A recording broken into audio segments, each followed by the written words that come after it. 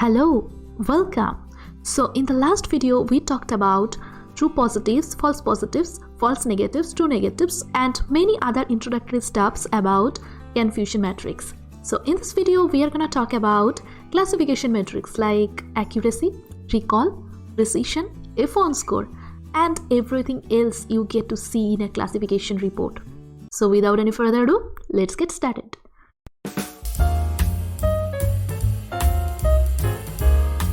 Let's consider the case of an animal classification problem.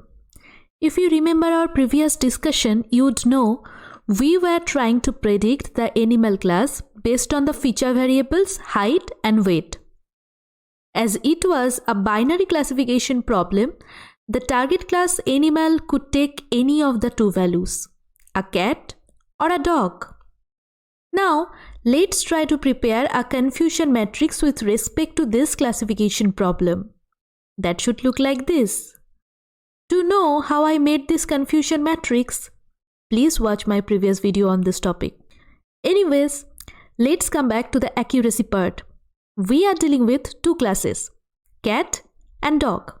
And here we are not pretty sure about which one should be taken to be the more important class. That is, the positive class. Both of these classes are equally important for prediction. In this case, we need a classification metric that remains unaltered even if we interchange between the positive and negative classes. From this emerges the idea of accuracy. So, accuracy is the percentage of correctly classified observations in the test set. This is the formula to calculate accuracy from the confusion matrix. Here, the numerator is the sum of all observation counts pertaining to the true cells of the confusion matrix. The denominator is simply the sample size of the test set. The higher the accuracy, the better your model performs to provide correct predictions. This metric is thus the safest choice when you are struggling to decide the positive class or when the determination of positive class is quite subjective.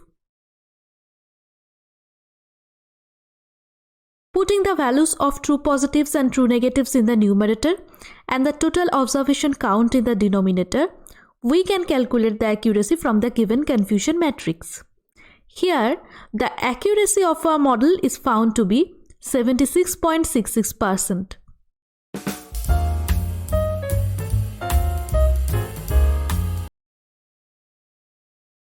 Now, let's consider a different situation. Suppose you run an e-commerce business like Amazon and you want to identify fraud sellers who are potentially destroying your goodwill. You want to safeguard your innocent customers from fraudulent activities. At this moment, you can run a machine learning model on your database to identify those potential scams. If you are just curious about how this is done or what the feature variables should be, you can check out my in-depth project on Medium. Anyways, for this problem, our target classes would be fraud and genuine. Now, a fraud seller would be more of our interest as our objective is to identify them. In this way, we get our positive class, fraud. Here comes the second metric of our interest, that is recall. Recall shows among all actual positives how many are correctly classified. For this, the formula for recall has true positives in the numerator and the sum of true positives and false negatives in the denominator. In this problem, recall would be the most important metric as this shows among all fraud sellers how many could be identified by our chosen model. The higher the recall, the better the model works in reaching our goal. Now you know the formula for calculating recall. So using this formula, let's calculate the recall from this confusion matrix. Plug in the true positives count in the numerator. In the denominator, enter the counts of true positives and false negatives respectively. You can multiply this calculated value with 100 to find the recall value in percentage format. Although we have achieved a 75% recall in this case, a model with a better recall would be more preferable to us.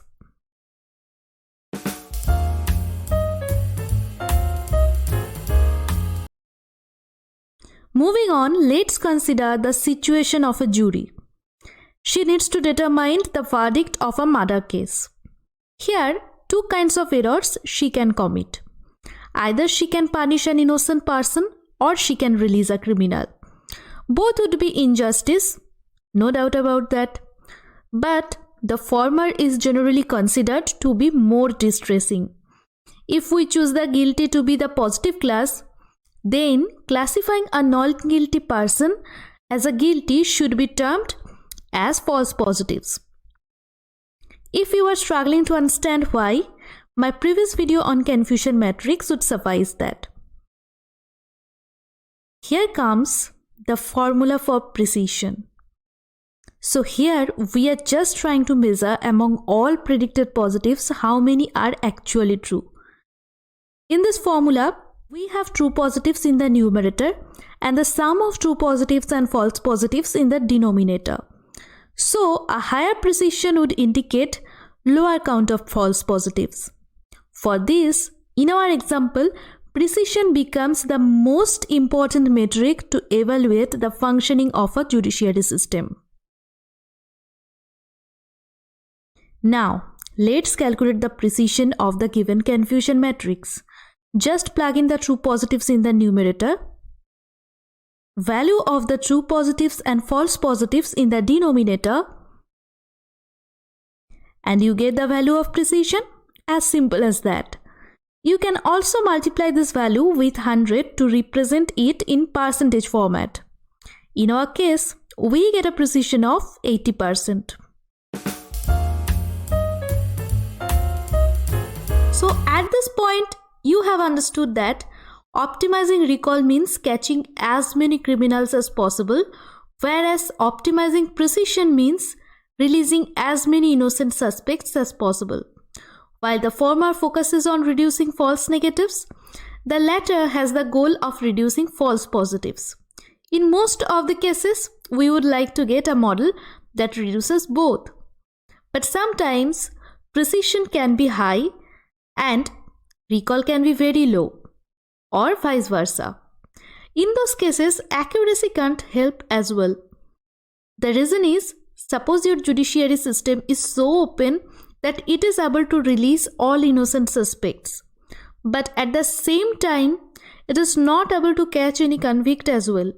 Then the purpose of your judiciary system utterly fails.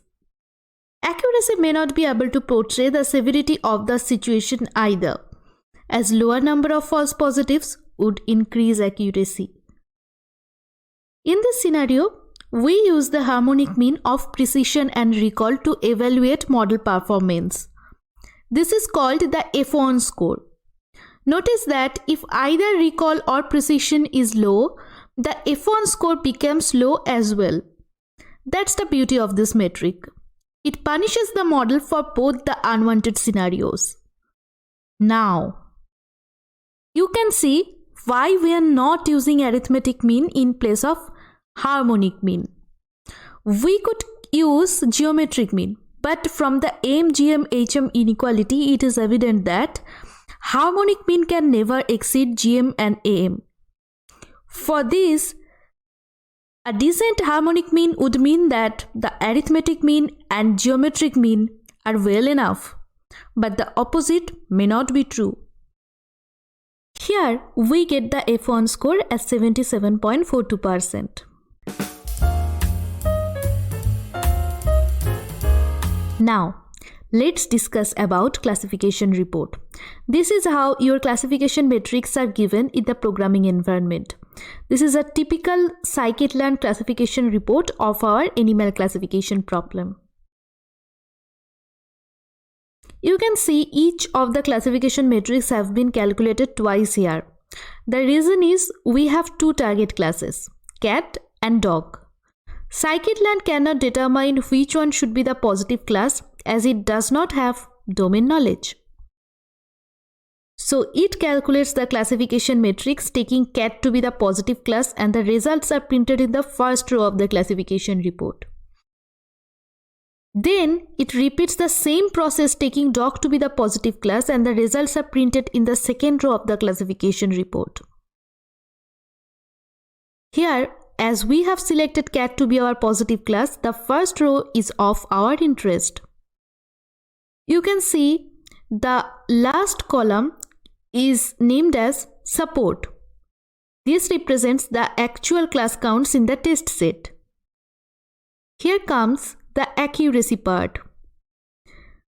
Now, the last two rows contain macro averages and weighted averages of classification metrics. Macro averages are just the arithmetic mean of the class-wise classification matrix calculated above. For example, arithmetic mean of recall calculated taking cat to be the positive class and the recall calculated taking dog to be the positive class gives the macro average value of recall. When we calculate this arithmetic mean weighted by the support, we get the weighted average value as well. Even if we had more than two classes, the macro averages and weighted averages of classification matrix would have been calculated similarly. But hey, till now we have not discussed how to calculate the classification matrix for multi-class problems. So, to have a crystal clear idea on that, you need to watch my next video. The easiest way to get notified is hit the bell icon after you subscribe.